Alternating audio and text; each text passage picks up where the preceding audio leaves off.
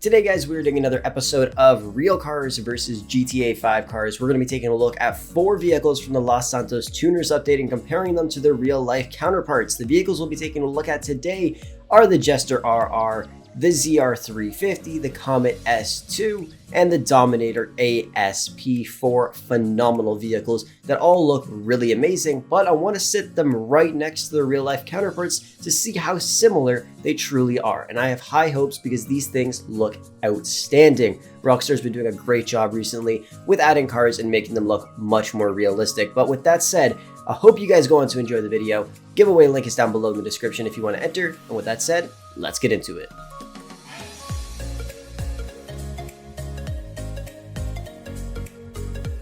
Let's start off with the Jester RR and the Mark V Supra by taking a full walk around both of these vehicles. Now you can already see a ton of similarities. Like I said, Rockstar has been hitting it out of the park with their customization for vehicles. Like just how they look compared to vehicles that were added like 4 years ago. Rockstar's putting a lot more effort into these vehicles and you can see they look so much more realistic. So honestly, in the end, we really don't need real cars in GTA 5 if they're going to make cars like this look so amazing. You can see, like I said, so many similarities. So as usual, let's start off by taking a look at the front ends. One of the first things you see when you look at the Mark V Supra is going to be the headlights. So taking a look at the GTA 5 version, you can see they're kind of flipped upside down and a little bit smaller in some parts of it, but that one piece that is kind of similar is how both of the headlights kind of aim in towards the center of the vehicle, which looks pretty decent. Obviously, they still look fairly different in the end, but honestly, they're really not too bad, and if Rockstar copied them exactly, it probably wouldn't have been the best thing ever. Taking a look at the front grills, though, you can see they're actually very similar. It has 3 vents on each of them, and they may not be the exact same shapes, but they still look very, very good. And you can also see where the headlights are. You can see those little vents in behind it. I have to say, Rockstar did a pretty damn good job on the front ends of these vehicles. My personal opinion, though, I kind of like the styling of the GTA 5 version a little bit more than the real life version of the Mark V Supra, but that's just me. Next up, let's take a look at the side profiles of both of these vehicles. Now, the one main thing I notice is going to be the vent at the door. Now, you can see in GTA 5, it's an actual vent, like it caves in and you can see where the vent is. In real life, though, it kind of has another piece covering up where that vent would be. And also on the front fender, it kind of has like a Jaguar F-type sort of emblem there, I guess, in GTA 5. And in real life, it doesn't have that. But in terms of how the whole car looks from the side, they look practically the same. And honestly, when you look at the GTA 5 version and then you look at the real life version, you can see the GTA 5 version is just a little bit more angled everywhere on the vehicle compared to the real life version, which just seems a little bit more curvy in my opinion, especially on the front bumper and at the rear windows as you guys can see. But still, side profiles are looking pretty damn good. Now taking a look at the rears, the very first thing I want to point out is going to be the tail lights in GTA 5. I love them. They're literally taken right off the Mark IV Supra in real life compared to in real life where they just threw on some random tail lights. I love that Rockstar threw on the Mark IV taillights. I think they look phenomenal on this vehicle. But when you just look at the rear overall, they look very, very similar. From the little ducktail spoiler it has to the shape of the headlights and how they kind of curve down to the bumper. The badging is in the same spots. The license plate is in the same spots. It even has the license plate cutouts in the exact same spots. The overall styling and curves and lining is practically the exact same, along with the diffuser as well. The only difference is in game, we don't really have that backup light, I guess, on the very bottom where the diffuser is. Other than that, they look phenomenal, practically identical. So if I had to give the GTA 5 car a rating out of 10, I'm gonna have to give it a solid 9.5. I barely ever give 9s in general when it comes to comparing GTA 5 cars to real life cars, but it just looks amazing. Rockstar did an outstanding job on this vehicle, and I cannot wait to see what more they have in store for us in the future. Next up, we have the Dominator ASP and a Mustang Cobra R. These cars look outstanding, extremely similar in so many ways, but there are a few little differences that I could spot out. But Rockstar did a phenomenal job once again on the ASP, like it just looks insane. So as usual, let's start off by taking a look at the front ends. The first thing is going to be the headlights. In GTA 5, they're a little bit smaller. Real life, they're a little bit bigger. The top grills, though, look identical. They are the exact same. And then you move on down to the lower grill. I mean, they are kind of similar, but not identical. I mean, the middle part of it is the same, just flipped upside down in GTA 5, and then the 2 side vents that it has are really not the same at all. But honestly, you could probably customize this car a ton in GTA 5. Actually, I already know you can customize the car a ton in GTA 5, so you could change those vents up. Overall, the front end looks pretty damn great. Let me know what you guys think down below in the comment section. Taking a look at the side profiles, these cars look very, very similar from the side profiles, but there's one thing that I noticed right off the bat, and that is going to be the indent and the vent, I guess, on the sides of the vehicles. In GTA 5, it's on the front fender. In real life, it's on the rear. We've seen this happen with many other vehicles that Rockstar has designed in GTA 5. I honestly still think it looks pretty damn great. The other thing I noticed is going to be the windows. You can see the rear window there kind of just like angles off in GTA 5, but in real life, you could see it kind of just falls off, if you get what I mean. So those are pretty much the only differences I can really notice about the side profiles of these vehicles. Like, it just looks pretty damn amazing. Taking a look at the rears now, starting with the wing on the top, you can see in GTA 5 it goes straight down, and in real life it's angled down towards the trunk. Going lower, in real life it has that rear middle tail light. In GTA we don't have that. Right below that we have the key for the trunk on both vehicles. The license plate holder is in the exact same spot. The taillights are the same style, it's just in GTA 5 we only have 2 big taillights and then a small third one on the bottom there. In real life we have 3, and obviously in GTA 5 it's horizontal, in real life it's vertical.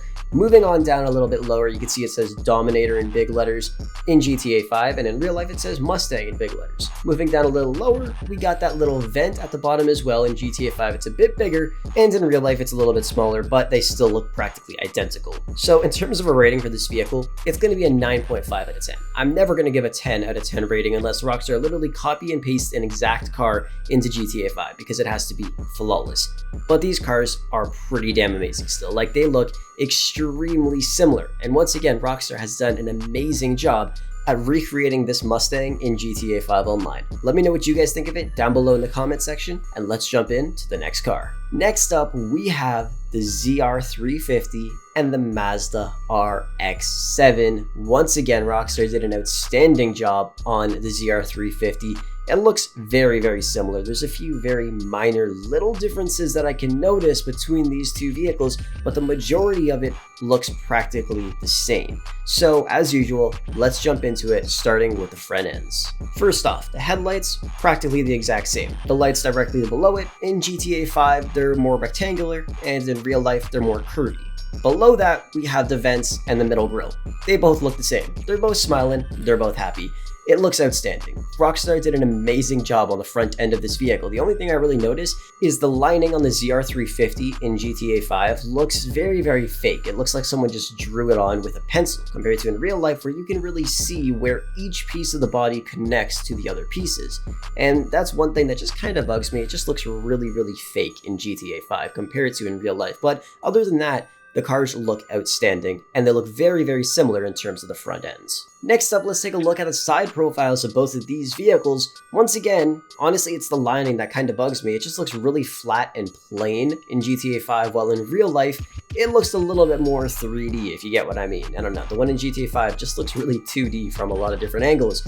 But the similarities you can see, the vent on the front fender, practically the same. The mirrors are literally identical. The windows are identical. And the overall body styling of the vehicle in GTA 5 is the exact same as it is in real life. The front ends and the sides are practically identical. Once again, Rockstar has done an amazing job. Taking a look at the rears now, the very first thing you notice is the tail lights. The main thing that's missing, you guys guessed it, it's going to be that line going across that connects the two tail lights together, which is iconic for the RX-7, and it sucks that we don't have it in GTA 5, but it still looks pretty decent.